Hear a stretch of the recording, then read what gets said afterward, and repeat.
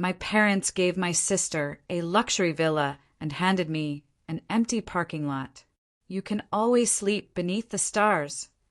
They snickered, but when I turned it into a business, they demanded a share. Can you even fathom the pain when the people who are supposed to be your biggest cheerleaders, your parents, hand your sister a luxury villa and then laugh in your face, telling you to sleep under the stars because all you got was a literal parking lot? What if I told you that same cruel joke became the blueprint for their complete and utter downfall? I should have known that dinner was a setup. My parents, they only invited me over if they had a reason. And usually that reason was to remind me how much of a disappointment I was. But deep down, I still clung to the stupid, foolish hope that maybe, just maybe, this time would be different. So I went. I'm a mechanic. Nothing glamorous, I know, but I'm damn good at it. I fix things. I earn my keep. I mind my own business. My sister, Emily, she's their perfect little angel. Never worked a real day in her life. Everything handed to her on a silver platter. She could burn their house down, and they'd still find a way to blame me for it. I walked in, and there she was, Emily, already sipping wine like she owned the place. My dad, buried behind his newspaper. Mom, flitting around the kitchen, pretending to be busy so she didn't have to look at me too much. Wow, you actually showed up, Emily smirked, her eyes raking over me. What? Took the night off from changing tires. I ignored her, sat down. Mom said it was important. Dad finally lowered his paper. It is. We've decided to divide our assets. Emily's face lit up. Oh, she knew. She always knew she was getting something big. My mom, beaming, turned to her. We're giving you the beach house, sweetheart. Emily gasped, clutching her chest like she'd just won an Oscar. Oh my God, the one in Maui. Mom nodded. Yes, honey. It's yours now. I sat there waiting. There had to be something for me, right? Dad turned to me, his expression utterly flat. And you, Logan, we're giving you the parking lot. Silence. My blood ran cold. The what? The old lot on 8th Street, Mom said, waving a dismissive hand as if bestowing a great gift. It's land. You can figure something out. Emily burst out laughing. A sharp, cruel sound. Oh my God, that is hilarious. She turned to me, a sickening smirk plastered on her face. Well, at least you'll always have a place to sleep under the stars. Dad chuckled. That lot's been empty for years, but hey, maybe you can open a lemonade stand or something. Mom sighed, a dramatic flutter of her eyelashes. Logan, you always say you want to build something for yourself. Now's your chance. I stared at them. This wasn't just an insult disguised as kindness.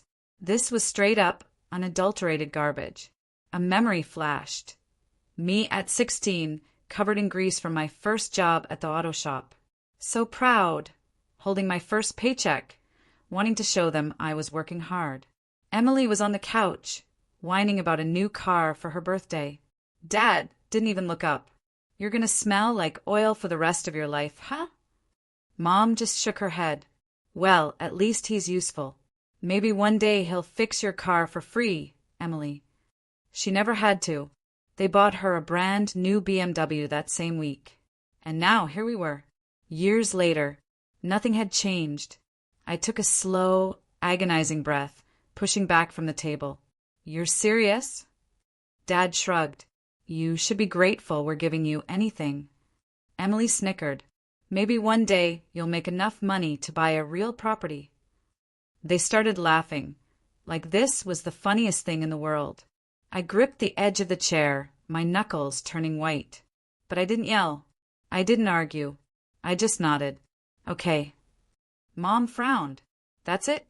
No, thank you. I stood up. Oh, I'll make something of it. I looked at Emily, my gaze cutting right through her. And when I do, don't come knocking. She rolled her eyes. Sure, Logan. Can't wait to see what you do with a slab of concrete. Dad shook his head, muttering under his breath. Always so dramatic. I walked out without another word. Fine. They thought they could humiliate me. I'd turn that worthless parking lot into something they'd never see coming. And when I did, they'd regret every single word. I stood in front of that lot the next day, staring at it like it was some kind of sick, twisted joke. Cracked pavement, weeds pushing through the asphalt, a rusted old sign barely clinging to its post. My parents didn't just screw me over. They laughed while doing it. Fine. They wanted me to fail. I'd make sure they choked on their own words. The very next morning, I filed for permits to allow food trucks. If this was nothing but a slab of concrete, then I'd make damn sure it was a profitable slab of concrete. Within a week, I had contracts with some of the best local food truck owners. Tacos, burgers, coffee, even some of those overpriced vegan bowls the hipsters love. I took out a small loan, not from a bank, but from my boss at the auto shop, a man who actually believed in hard work. I used it to set up lights, seating, music, banners, to turn the place into something real. 3 weeks later, that useless parking lot, it was a full-blown food court. Live music, lines around the block. And that's when the fun truly started. About a month in, after the place had gone viral on social media, I saw her. My mom.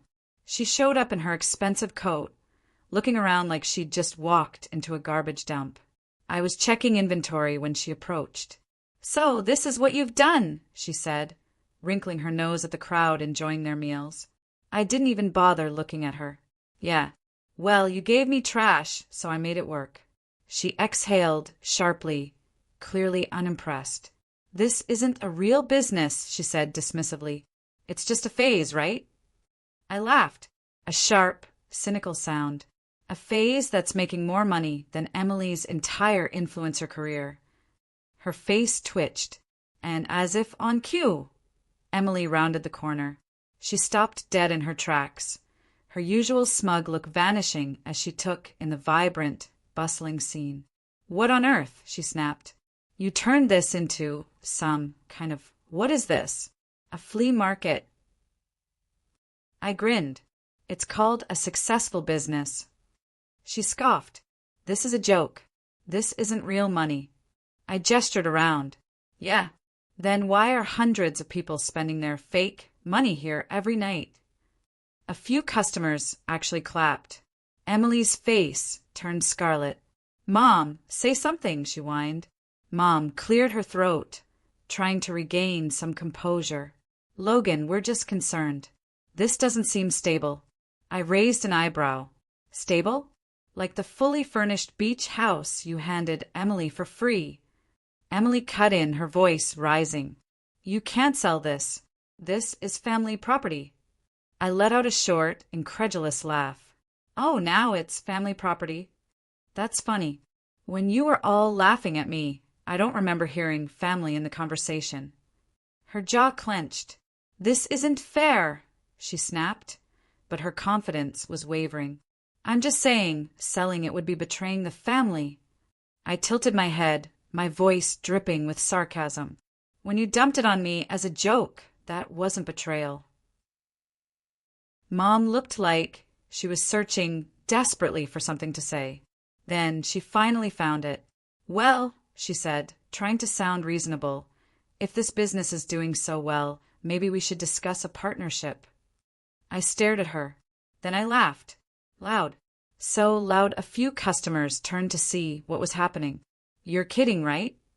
I asked, my voice filled with disbelief.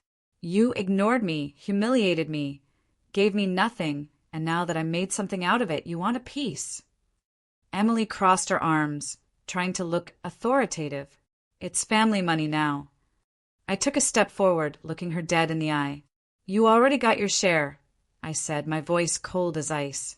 "Live with it." And then, without another word, I turned my back on them and walked straight into my thriving business, leaving them standing there like statues. They thought they could break me, but I was just getting started. It began with a phone call. I was in my office, a small, converted shipping container at the edge of my thriving food truck park, when my phone buzzed. "Mom." I stared at the screen for a second before declining. A minute later, another call. Then another. I smirked. They needed something. By now, my food truck park was the hottest spot in town. We had live music, weekend events, VIP sections, influencers lining up to get in. I was pulling in more money in a month than I used to make in a year at the auto shop. And suddenly my family, who had laughed in my face, couldn't stop calling. A few days later, I was at the lot, overseeing a delivery, when I heard a voice that made my skin crawl. Logan! I turned. Emily. She stood there, arms crossed, but she didn't look smug this time. She looked desperate. I raised an eyebrow. Well, you actually came to the parking lot. What, did your car break down? She exhaled sharply, a ragged sound. I need to talk to you. I checked my watch. I got 5 minutes. Make it count. Her jaw clenched, but she swallowed her pride. I need to sell the beach house. I blinked. The same beach house she gloated about? She ignored that. The market is trash right now, and I need money fast. I smirked. Let me guess. Too many luxury vacations, designer bags, and overpriced lattes? She stiffened. It's complicated, she muttered. Just say you'll help. I leaned against a food truck, crossing my arms. Help how? She hesitated. I need $200,000 to cover debts before I can even list it. I whistled. Oh man, that's rough. I turned back to my delivery, waving over the driver. Anyway, good luck with that. She grabbed my arm. Are you serious? You have the money. I pulled away. Oh, now my business is real enough for you to beg for a loan. Her face turned red. Logan, we're family. I laughed. A harsh, bitter laugh. Funny. Last time we talked, you told me I was a joke. Where's all that family energy now? She opened her mouth, then closed it. I'll pay you back, she finally said, her voice barely a whisper. Please. I stared at her for a long moment. Then I leaned in, my voice quiet, venomous. No, her eyes widened in disbelief. No. That's right, I smiled. The same way you and Mom and Dad said no when I needed support. The same way you all laughed in my face. So no, Emily, I won't bail you out. She took a step back, truly shocked. Then her rage came flooding in. Are you serious? You're just going to let me fail? I shrugged. That's not my problem. And I walked away. But it wasn't over. A week later, I pulled into my lot and saw my parents standing there. Mom looked irritated. Dad just looked tired. Logan, Mom started, her voice strained. We need to talk. I sighed. Let me guess. Emily ran crying to you. And now you're here to talk some sense into me? Mom pursed her lips. This is a serious situation. Dad finally spoke, his voice raspy. We need your help, son. I raised an eyebrow. Son? Oh, now I'm a son again. Mom sighed, a long-suffering sound. Your father's business isn't doing well. We're in financial trouble. I fought the urge to smile. Oh, I said, feigning surprise. You mean the family that handed my sister a mansion and gave me a piece of concrete is struggling? Who could have seen that coming? Mom's nostrils flared. Don't be childish, Logan. I tilted my head. Childish? Like laughing in someone's face when they're struggling. Dad groaned. We don't need a lecture. We need a loan. There it was. The golden moment. I rubbed my chin thoughtfully. How much? Mom swallowed hard. 500,000. I actually laughed. A loud, disbelieving bark. No way. 500,000. Dad nodded, looking utterly exhausted. You're successful now. You can afford it. I crossed my arms. Oh, so now I'm successful. Mom snapped. Don't be a brat, Logan. We are your family. I let that hang in the air for a moment. Then I smiled. Let me tell you something about family. I took a step closer, my voice low and dangerous. Family doesn't mock you when you're struggling. Another step. Family doesn't treat you like a joke. And one more. And family doesn't show up only when they need something. Mom's face turned pale. Dad muttered, "Logan, please." I exhaled slowly, shaking my head. "You made your choices." I gestured to my vibrant, bustling lot. My success. My empire. And I made mine. Then I stepped back. "I'm not giving you a cent." Mom gasped. "You ungrateful person." I held up a hand. "No, we're done." I turned to go. "Logan." Dad called, his voice laced with desperation. "If you walk away from this," I paused. "Turn back." "If I walk away," I repeated, my voice cold. "You mean like you walked away from me?" Silence. Then I nodded. "That's what I thought." And I left them standing there. My revenge wasn't just saying no. It was making sure they watched me win. I thought I was done with them. I'd made myself crystal clear. No money, no help, no second chances. But people like my parents and Emily, they don't take no well. And sure enough, a few days later, they came back swinging. It started small, bad reviews online. I was checking my phone when I saw the first one. 1 star. "This place is overrated, food is overpriced, and the owner is incredibly rude. Avoid." Then another. 1 star. "My experience was terrible. The staff is unprofessional, and the entire place smells like garbage." And another. 1 star. "Do not support this business. The owner is a selfish, ungrateful person who doesn't care about family." I chuckled. "Nice try, Mom." She always had this habit of playing the victim. First, she'd throw you under the bus, then act like the injured party. I could already picture her, sitting in the kitchen, angrily typing out fake reviews between sips of her overpriced wine. But they didn't stop there. A few days later, a city inspector showed up. "Anonymous complaint," he said, looking almost embarrassed. "Someone reported that your permits might not be up to code." I nodded.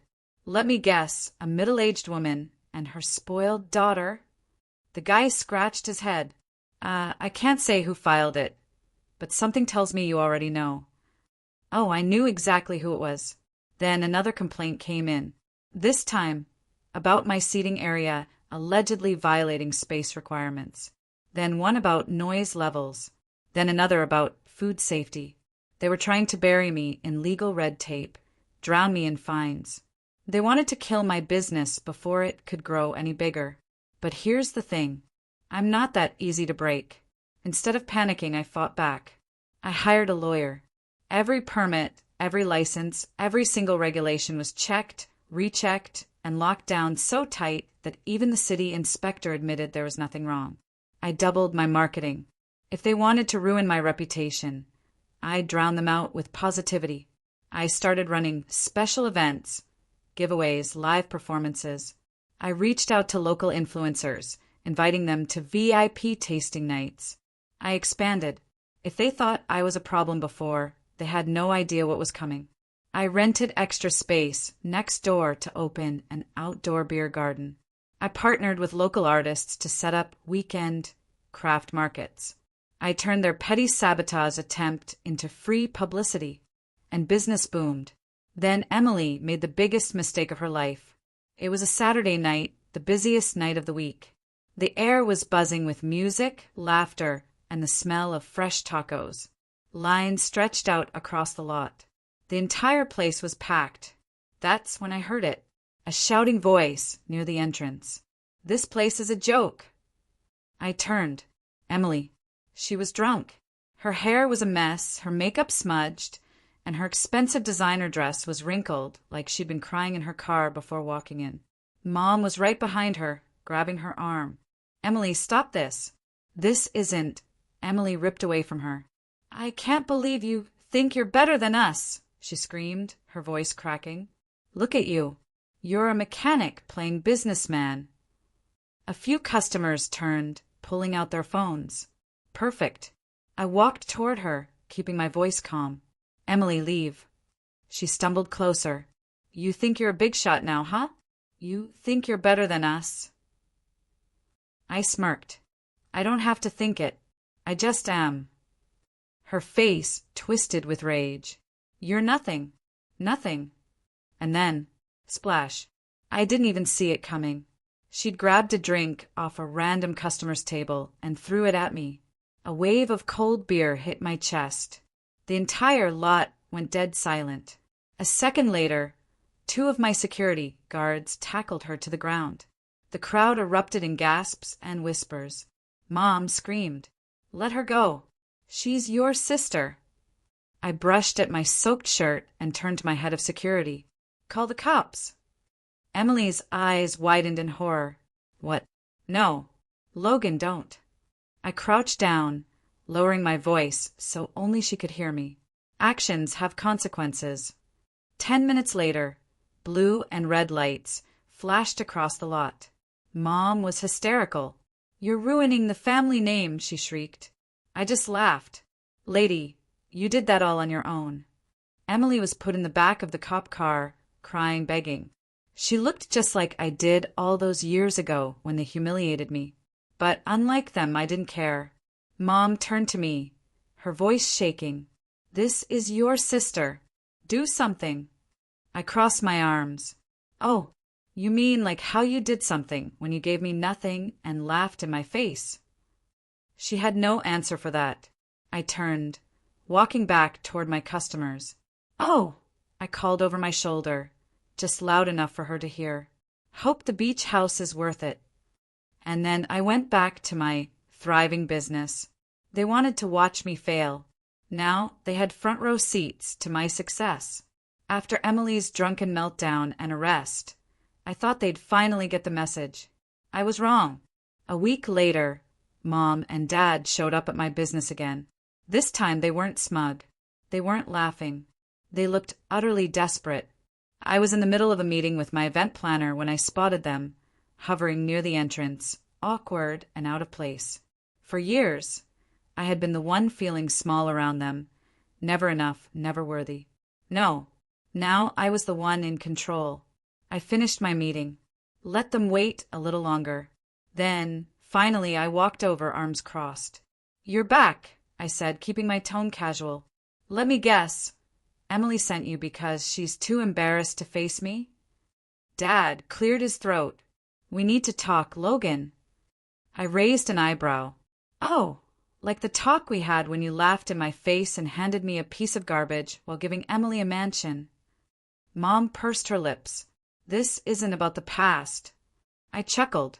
"Oh, it's absolutely about the past. Because if you hadn't treated me like dirt, you wouldn't be standing here, begging me for help." Her eye twitched, but she forced a calm expression. "We're in trouble." I already knew. Emily had maxed out her credit cards trying to keep up appearances. Her beach house was on the verge of foreclosure because she had refinanced it 3 times to fund her influencer lifestyle. And Dad's business was bleeding money because the economy crashed and his trusted business partners bailed on him. They were sinking. And now I was their only lifeline. Dad exhaled a shaky breath. "Logan, we're family. And family helps each other." I burst out laughing. "That's rich.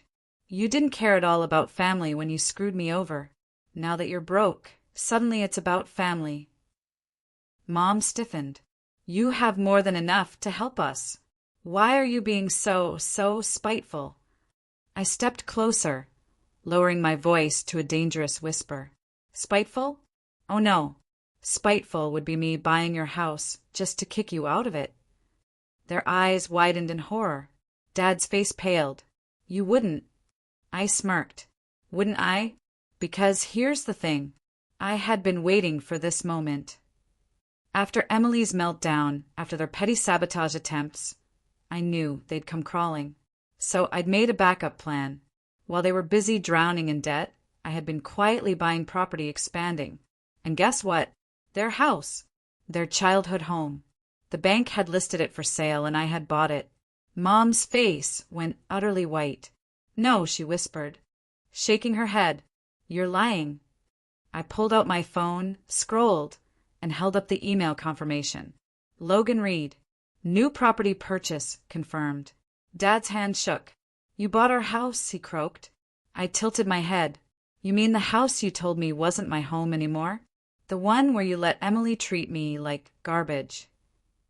Mom grabbed my arm, her nails digging in. Please, Logan. We'll do anything. Just don't take our home. She started crying, but I didn't care. And then the final blow. I looked between them, took a deep breath. You know what? I said, slowly, deliberately. I'm not heartless. I'll give you the house. Mom gasped. You will. Dad let out a shaky breath of relief. I smirked. Sure, on one condition. They both nodded frantically. Anything. I took out a pen and a paper from my pocket, a contract I had already prepared.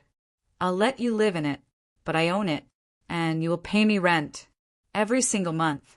No delays. Mom's jaw dropped. Logan, you can't be serious. I leaned in. Oh, I'm deadly serious.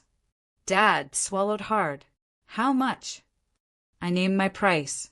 It was high, very high, more than fair for the market, but high enough that they'd feel the weight of it every single month. Mom's face twisted in horror. You're charging us to live in our own home, she spat. No, I said, a slow, triumphant grin spreading across my face. I'm charging you to live in my home. Silence. Dad exhaled, defeated. We don't have a choice, do we? I shrugged. Of course you do. There are plenty of cheap motels in town. Mom glared at me, but she knew. She had lost. Slowly, with trembling hands, Dad signed the contract. Mom snatched the pen, digging it into the paper so hard I thought she'd tear it. When they finished, I took the contract, folded it neatly, and slid it into my pocket. Pleasure doing business with you. I turned, leaving them standing there. Dad slumped against the wall, rubbing his temples. Mom wiped her tears, her face a mask of pure, utter humiliation. They had spent their entire lives belittling me, laughing at me, treating me like I was nothing. Now, I owned their home. I owned their future. I owned them. And as I walked back into my business, the music, the laughter, the buzz of success surrounding me, I smiled. They thought I'd be nothing. Now I owned everything, and they had nothing. Honestly, I still think about that moment a lot. Was I too harsh? Did they deserve it?